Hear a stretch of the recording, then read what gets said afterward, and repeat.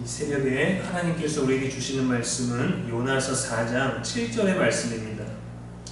하나님이 벌레를 예비하사 이튿날 새벽에 그 박넝쿨을 갉아먹게 하심에 시드니라.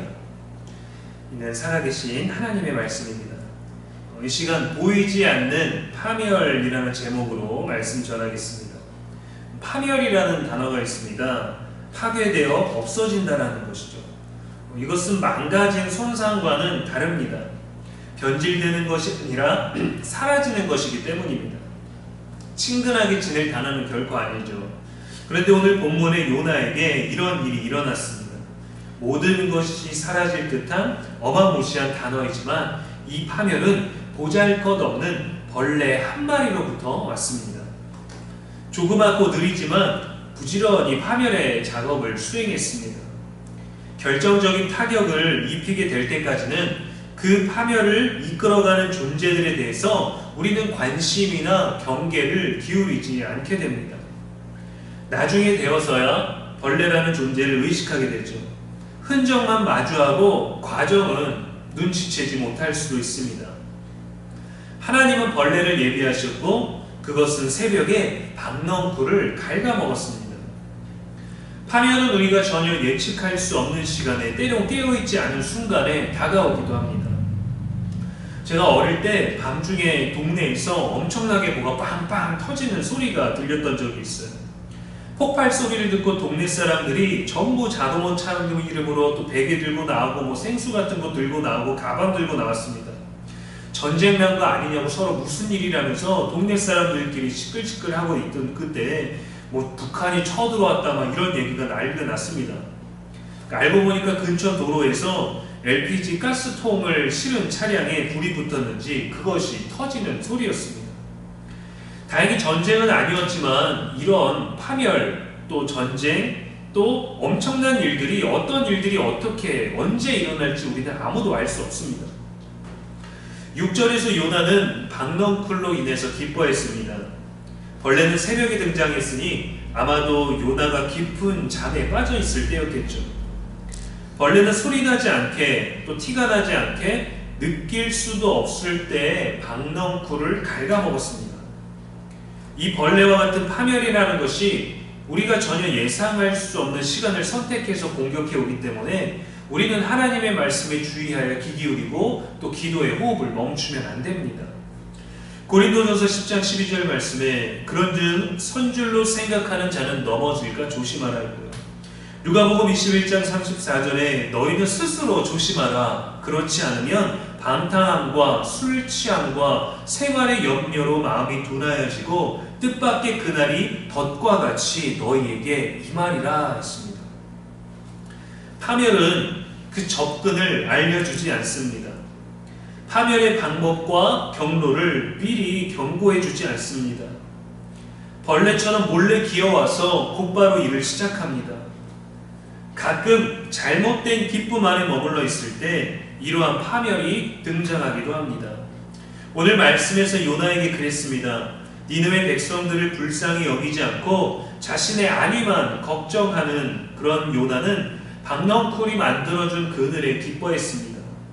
하나님의 뜻을 기뻐하지는 않았습니다. 하나님의 마음을 기뻐하지 못했습니다.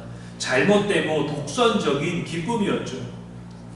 다니엘서 5장에 보면 벨사사말이 귀족들 1000명을 데리고 잔치를 베푸는 중에 예루살렘 성소에 있는 하나님의 제사를 드리는 하나님의 전에 성물들을 가져다가 우상들을 찬양하며 술을 마셨습니다. 잘못된 즐거움, 교만한 기쁨이었죠. 그때 사람의 손가락이 나타나서 벽에 글씨를 쓰고 그의 파멸을 알려주었습니다. 요나에게 다가온 파멸의 시간은 이튿날이었고 그 결과는 시드니라 였습니다. 시들어버렸죠. 요나를 기쁘게 했던 것이 시들어버렸습니다. 언제가 되든 우리가 기뻐하는 것이 시들게 된다는 것은 참으로 슬픈 일이죠. 요나에게 기쁨을 주었던 박넝쿨은 요나의 것이 아니었습니다. 땅에서 난 것입니다.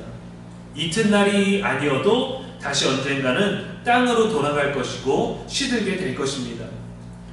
요나는 오늘 피었다지는 작은 박넝쿨에 그의 감정이 거칠게 오르락 내리락 하였습니다. 우리가 신중하게 보아야 될 것은 지금 우리에게 무엇이 있느냐, 무엇을 누리느냐, 무엇을 가졌냐 하는 것이 아니라 영원한 하나님 나라가 우리에게 임하였을 때, 예수님께서 다시 오셨을 때 우리가 무엇을 가졌느냐 하는 것입니다.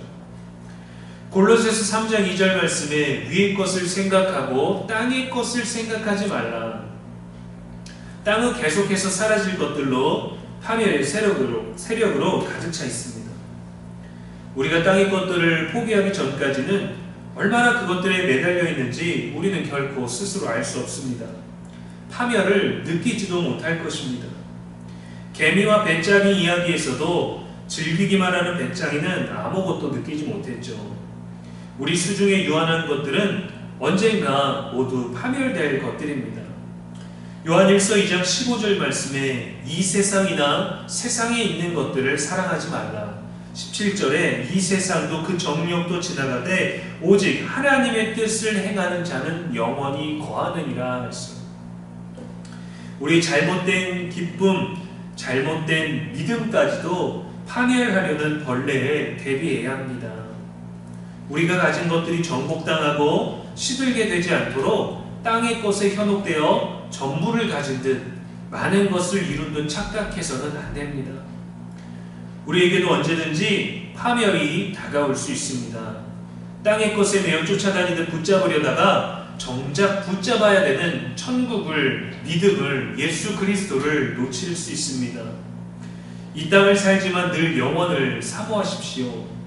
이 땅의 것들도 하나님이 우리들에게 주신 것임을 기억하십시오. 보이지 않는 파멸은 다가와서 아무것도 볼 것이 없게 합니다. 보이지 않는 하나님은 믿음으로 모든 것을 보게 하십니다. 오늘도 우리를 위해 모든 것을 내어주신 예수 그리스도를 바라보는 하루 되시기를 주님의 이름으로 축복합니다. 기도하겠습니다.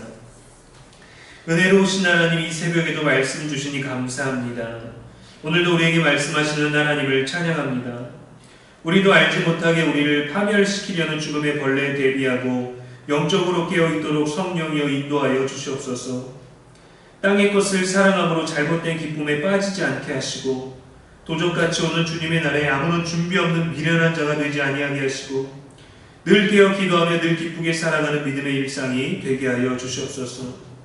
오늘 주어진 거룩한 날, 이 휴일에도 하나님 주님을 기뻐하게 하시고 이 나라를 위하여 희생된 모든 것들을 기억하며 하나님 예수 그리스도의 희생으로 우리가 나아가게 하여 주시옵소서.